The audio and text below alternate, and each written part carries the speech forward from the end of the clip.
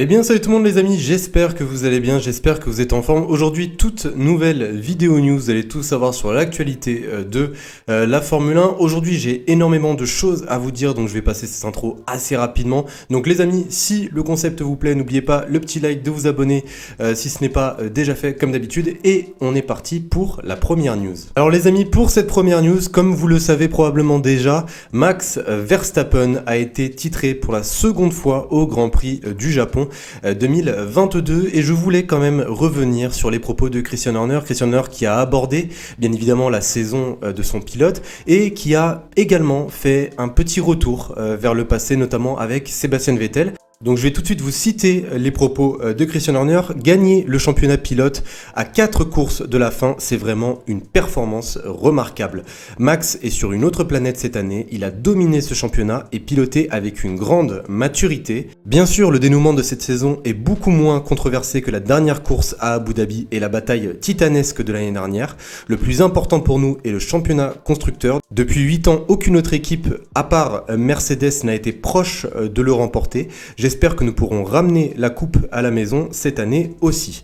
Un titre est un titre, et pour celui-ci, la tension artérielle a été beaucoup plus basse qu'à Abu Dhabi 2021, mais il est tout aussi beau. Après être devenu champion du monde l'an dernier et portant ce numéro 1 sur la voiture, le pilotage de Max a été excellent cette année et il a défendu le titre d'une manière écrasante. C'est une joie de le voir atteindre un autre niveau cette année. Donc voilà, par rapport aux propos de Christian Horner, ce n'est pas terminé. Il est encore une fois revenu sur l'année 2021 et sur Sébastien Vettel, puisqu'on peut faire quand même un léger comparatif entre Max Verstappen et Sébastien Vettel, vu que les deux ont remporté des titres avec Red Bull. L'année dernière, c'est un combat entre deux titans.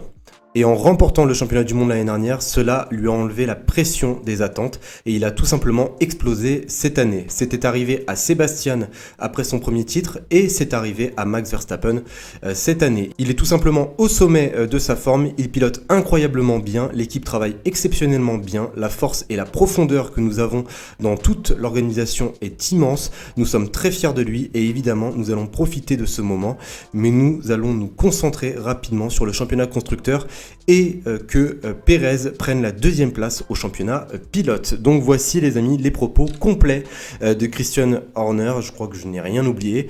Personnellement, moi je suis totalement d'accord avec ses propos, notamment sur le fait qu'ils disent que Max Verstappen a été monstrueux cette année. C'est une réalité, hein, voilà, on ne pourra jamais dire le contraire. Donc voilà les amis, dites-moi ce que vous en pensez dans les commentaires des propos de Christian Horner. Je pense qu'on va tous être d'accord quand on plie un championnat à 4 courses de l'arrivée. Je pense que c'est pour une bonne raison au final. Alors du coup, pour cette deuxième news, on va revenir sur le Grand Prix du Japon, notamment l'épisode de la grue. Alors pour ceux qui ne sont pas au courant, j'en ai longuement parlé dans ma vidéo débrief. D'ailleurs, je tenais à remercier toutes les personnes qui m'ont dit dans les commentaires qu'ils étaient d'accord en fait avec mes propos. Ça veut dire qu'au moins je ne suis pas fou dans mon raisonnement. En tout cas, Pierre Gasly, il a pris quand même pas mal de sanctions, notamment 20 secondes de pénalité, enfin du moins 20 secondes de plus sur son temps à la fin de la course. Il a pris également 2 points de pénalité sur son permis de pilote.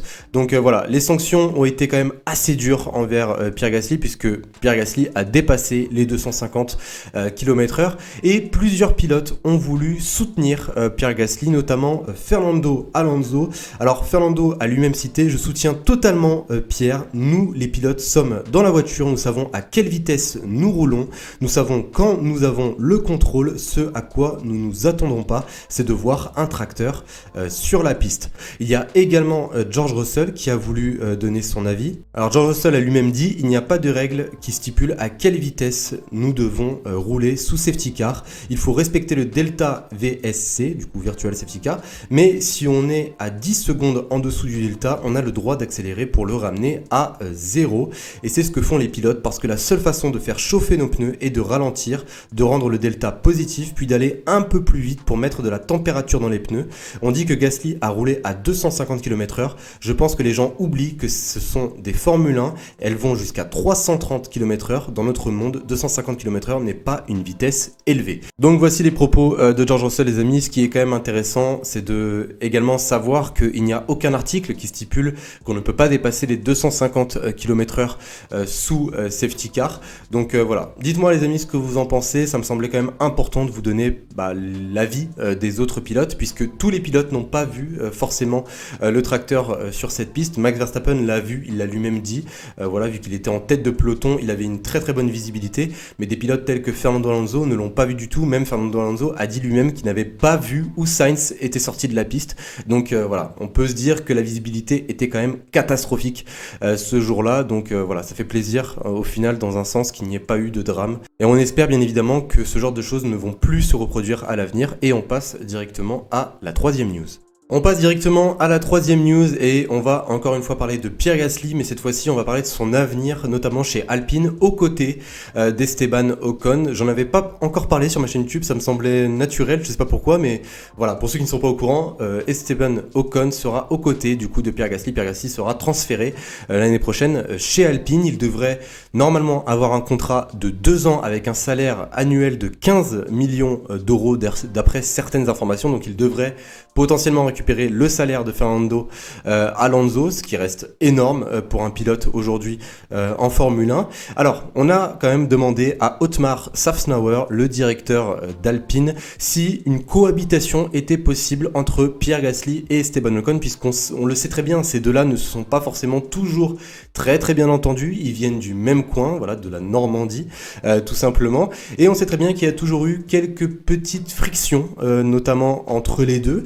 Alors, il a voulu quand même donner son point de vue, Otmar Szafnauer, sur cette décision. Nous avons pris une décision réfléchie. Nous en avons parlé en interne avec l'équipe, y compris avec Esteban, naturellement, pour nous assurer de faire le bon choix. Esteban a été positif et Pierre aussi. Ce sont deux professionnels et ils sont heureux de travailler ensemble. Leur amitié pourrait même renaître en poursuivant un objectif commun. Il a également fait une petite parenthèse sur une rivalité qu'on a pu voir il y a quelques années, notamment en 2016. Souvenez-vous de Lewis Hamilton et Nico Rosberg, qui étaient très très bons amis en karting, puis équipiers mais rivaux en Formule 1 chez Mercedes. Ils ont dominé la concurrence en donnant le meilleur d'eux-mêmes car ils voulaient se battre mutuellement. C'est la nature même du sport. Donc voici les propos d'Otmar Szafnauer. Selon lui, aucune surprise, le duo Gasly-Ocon se passera très très bien et moi personnellement si je devais vous donner mon avis sur la question, je pense qu'il se passera bien également. Je pense qu'ils resteront quand même professionnels après à voir si ils ont une voiture pour aller chercher peut-être un titre mondial, ce qui pourrait être possible avec Alpine. On ne sait jamais comment les choses peuvent se dérouler. Aujourd'hui ça reste un petit peu juste, mais dans les prochaines années, peut-être après la réglementation 2026, envie de dire pourquoi pas.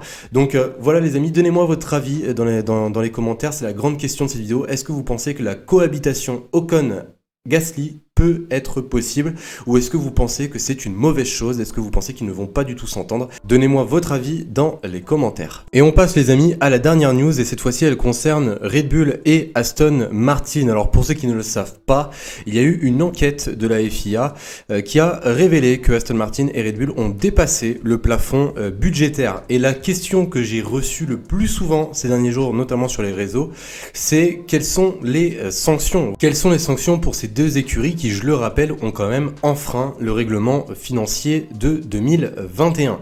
Alors, je vais tout de suite vous donner les sanctions qui peuvent être mises en vigueur concernant notamment Red Bull. Alors, ce qu'il faut savoir, les amis, c'est que les sanctions peuvent arriver sur deux choses différentes. Déjà, la première chose, ce sont les infractions administratives, comme par exemple un retard de documents à présenter, un manque de coopération, des données qui sont inexactes. Et la seconde chose, c'est sur un dépassement mineur. On parle d'un dépassement inférieur à 5% du plafond budgétaire. Alors déjà pour une infraction administrative, eh bien on parle d'une amende financière vis-à-vis de l'écurie qui n'aurait pas présenté, comme je l'ai dit tout à l'heure, des documents ou des choses qui sont quand même très très importantes au bon déroulement du suivi de ce plafond budgétaire. Et pour le dépassement mineur, on parle encore d'un dépassement inférieur à 5%, eh bien il est possible d'infliger une sanction sportive mineure, encore une fois, avec 6 options à la disposition de la FIA. On parle notamment de réprimande publique, de retrait de points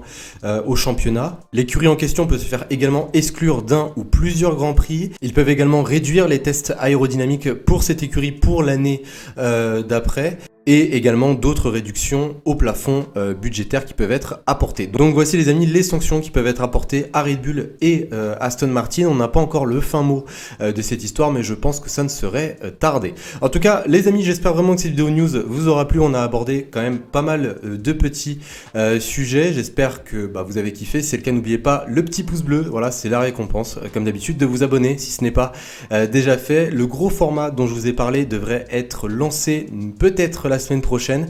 Je vous tiens au courant comme d'habitude, donc abonnez-vous, activez la cloche, voilà, comme ça au moins vous n'allez rien louper. Et sur ce les amis, je vous souhaite une excellente journée, une excellente soirée, prenez soin de vous et je vous dis à la prochaine. Salut tout le monde.